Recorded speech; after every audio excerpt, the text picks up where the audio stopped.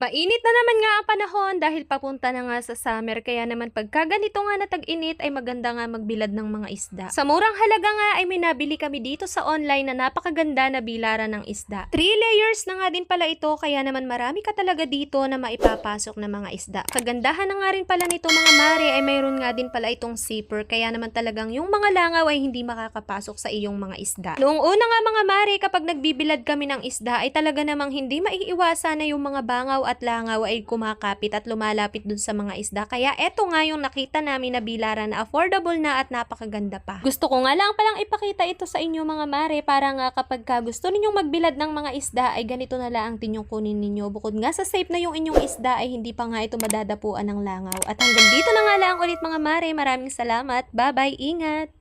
Mainit na naman nga ang panahon dahil papunta na nga sa summer kaya naman pagka ganito nga na tag-init ay maganda nga magbilad ng mga isda. Sa murang halaga nga ay may nabili kami dito sa online na napakaganda na bilaran ng isda. 3 layers na nga din pala ito kaya naman marami ka talaga dito na maipapasok na mga isda. Kagandahan na nga rin pala nito mga mare ay mayroon nga din pala itong zipper kaya naman talagang yung mga langaw ay hindi makakapasok sa iyong mga isda. Noong una nga mga mare kapag nagbibilad kami ng isda ay talaga namang hindi maiiwasan na yung mga bangaw at langaw ay kumakapit at lumalapit dun sa mga isda. Kaya eto nga yung nakita namin na bilaran na affordable na at napakaganda pa. Gusto ko nga lang palang ipakita ito sa inyo mga mare para nga kapag gusto ninyong magbilad ng mga isda ay ganito na lang ang tinyong kunin ninyo. Bukod nga sa safe na yung inyong isda ay hindi pa nga ito madadapuan ng langaw. At hanggang dito na nga lang ulit mga mare. Maraming salamat. Bye-bye. Ingat!